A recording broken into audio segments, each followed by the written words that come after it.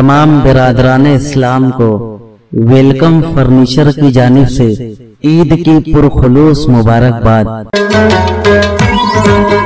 میں آپ کو یہ پیغام دینا چاہتا ہوں، یہ شہر آپ کا ہے، اس شہر کے لیے آپ کو بیدار ہونا پڑے گا، اس شہر کی ترقی کے لیے آپ کو جو ہے سوچ سمجھ کر کے قدم اٹھانا ہوگا۔ ایک دنگا ہوتا ہے، آدمی کافی پیچھے چلا جاتا ہے، پورا شہر 10-20 سال پیچھے چلا جاتا ہے۔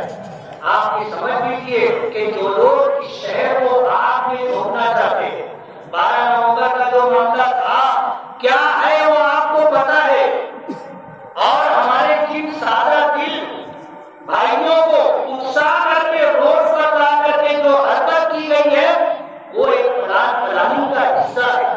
میں تفصیل میں جانا نہیں چاہتا، لیکن آپ کو یہ بتانا چاہتا ہوں کہ کوئی بھی آئے اور آپ کے جذبات سے کھیل کر کے آپ کو روڈ پر لے کر کے آئے، آپ کو اپنا نفع اور نقصان سمجھنا چاہیے۔ آپ شہر کے ذمہ دار بنتے ہیں، آپ کو اس بات کا علم ہونا چاہیے کہ اس شہر کے لیے کیا بہتر ہے اور اس شہر کے لیے کیا نقصان ہے۔ پولیس ڈپارٹمنٹ کا جو معاملہ رہا، پورا شہر اس بات کو سمجھتا ہے کہ جو ہوا ہے ڈپارٹمنٹ کی طرف سے اچھا نہیں ہوا، پورا شہر اس بات کو لے کر کے ناراض ہے، ڈپارٹمنٹ اس بات کو نوٹ کر لے۔ دوسری بات، کتنے لوگ گرفتار تھے، جمعیت علماء نے اپنی ذمہ داری محسوس کرتے ہوئے سب سے پہلے اعلان کیا تھا، اور ہمارے جنرل سیکرٹری عبد المالک پکڑا ناسک جا کر کے جیل میں تمام قیدیوں سے وکالت نامے پر دستخط لے کر کے آئے تھے۔ جمعیت علماء مہاراشٹر پورے ہندوستان میں مظلوموں کا، بے گناہ لوگوں کا مقدمہ لڑتی ہے۔ ہم نے اعلان کیا تھا کہ ان کا مقدمہ ہم لڑیں گے، لیکن ایک سازش کے تحت جمعیت کے دفتر پر لوگوں کو بھیجا گیا۔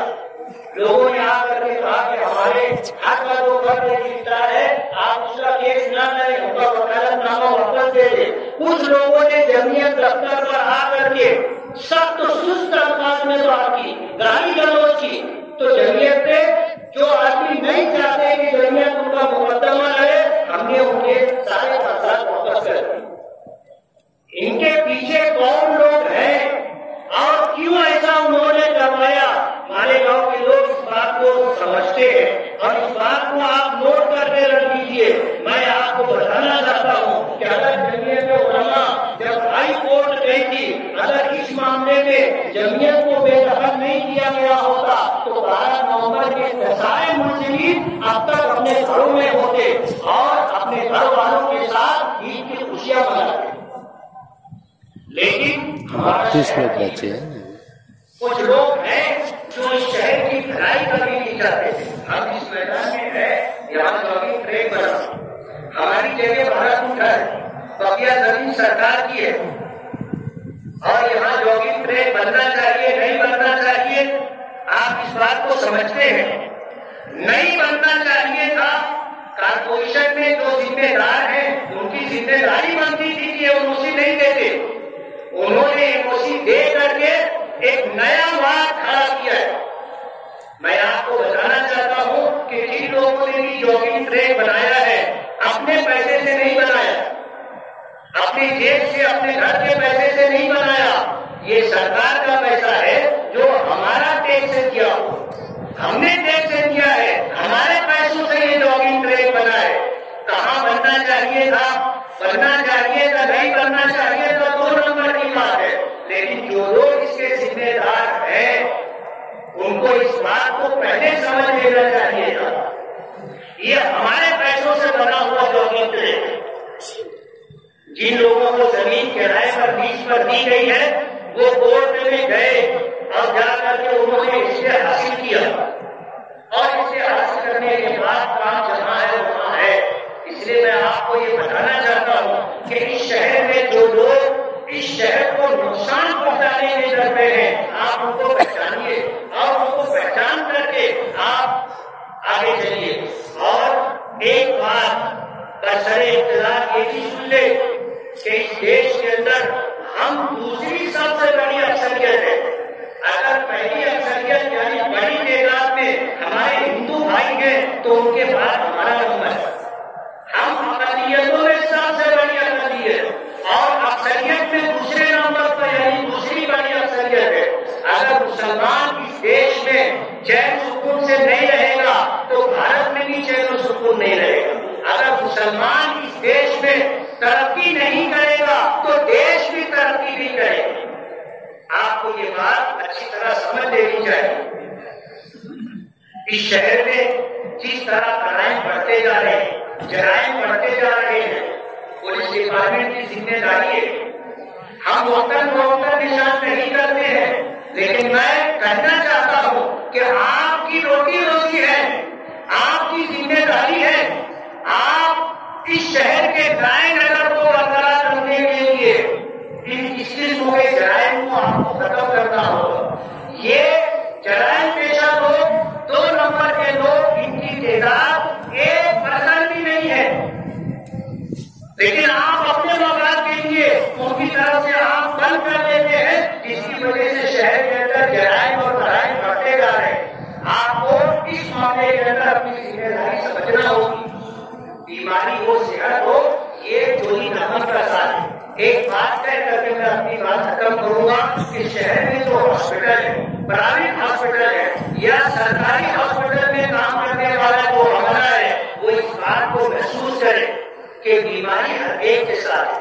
آپ کے پاس اگر کوئی بیمار آتا ہے تو آپ ایک شریک پیشے سے وابستہ ہے. یہ آپ کا کاروبار ضرور ہے، لیکن آپ کو اپنے کاروبار کے ساتھ خدمت بھی پیش نظر رکھنا چاہیے، سیوا بھی اپنے پاس رکھنا چاہیے. آپ کے پاس آنے والے غریب بھی ہوتے ہیں، جب بیمار ہوتے ہیں آپ کے پاس آتے ہیں علاج و معالجے کے لیے، آپ بھی ان کی خدمت کیجیے. ایک سے اتنا بڑا دل لینا کہ وہ آدمی چندہ کرنے پر مجبور ہو جائے، یہ بات مناسب نہیں. اسی طرح ہم مسلمان اور مسلمان وہ ہوتا ہے جو پوری انسانیت کی نفع رسانی کا کام کرتا ہے. آج ہمارا نوجوان جس راستے پر جا رہا ہے، کتا بری کھاتا ہے، جوا کھیلتا ہے، شراب پیتا ہے، زنا کرتا ہے، دادا گیری گنڈا گردی کرتا ہے، اور جیلوں میں بہت بڑی تعداد ہمارے مسلم نوجوانوں کی ہے. ہم کو اپنے گریبان میں سر ڈال کر کے دیکھنا ہوگا. ہم خیر امت ہیں، پوری دنیا کے انسانوں کی بھلائی کے لیے ہمیں پیدا کیا گیا ہے. اگر ہم نے بھلائی کا راستہ چھوڑ کر کے برائی کا راستہ اختیار کیا تو ظاہر بات ہے یہ پورے بھارت دیش کے لیے بہت نقصان اور خسارے کی بات ہوگی. میں اپنی گزارشات کو اس بات پر ختم کرنا چاہتا ہوں کہ ہمیں اپنے دین پر مضبوطی سے قائم رہنا ہے، سماجی طور پر اپنی ذمہ داریوں کو پورا کرنا ہے، اپنے بچوں پر آپ کو نظر رکھنی ہے. ہمیں یہ شکایت ملتی ہے کہ ہماری بچیاں گھروں سے نکلتی ہے کچھ اور کہہ کر کے، اور اپنے بوائے فرینڈ کے ساتھ جو ہے ادھر ادھر اپنا وقت گزارتی ہے. ہمارے ہندو بھائی بھی ہم کو کہتے ہیں. میں سماج کے ذمہ داروں کو، والدین کو، سرپرستوں کو یہ کہنا چاہتا ہوں کہ اپنے بچوں پر آپ نظر رکھو، اپنے بچوں پر آپ نظر رکھو، ان کو اچھے کردار کا مالک بناؤ، اچھے اخلاق کا مالک بناؤ. یہ ہمارا مستقبل ہے.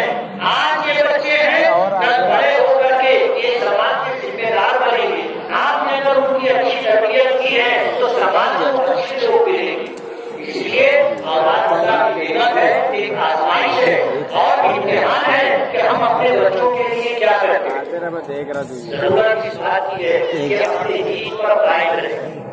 اگر ہم دین پر رہیں گے اللہ کی مدد ہمارے ساتھ ہوگی. نبی کریم صلی اللہ علیہ وسلم کی دعا ہے کہ اللہم انصر من نصر دین محمد صلی اللہ علیہ وسلم. اے اللہ ان کی مدد کرنا جو تیرے نبی محمد صلی اللہ علیہ وسلم کے لائے ہوئے دین کے مددگار ہیں، یعنی خود بھی دین پر عمل کرتے ہیں اور لوگوں کو بھی دین پر عمل کروانے کی کوشش کرتے ہیں. وَقُلْ مَا قَدَرَ دِينَ مُحَمَّدٍ صلی اللہ علیہ وسلم. اور حضور کی بدعا ہے کہ مجھے ذلیل اور رسوا کرتے جو تیرے دین کو ذلیل اور رسوا کرتے.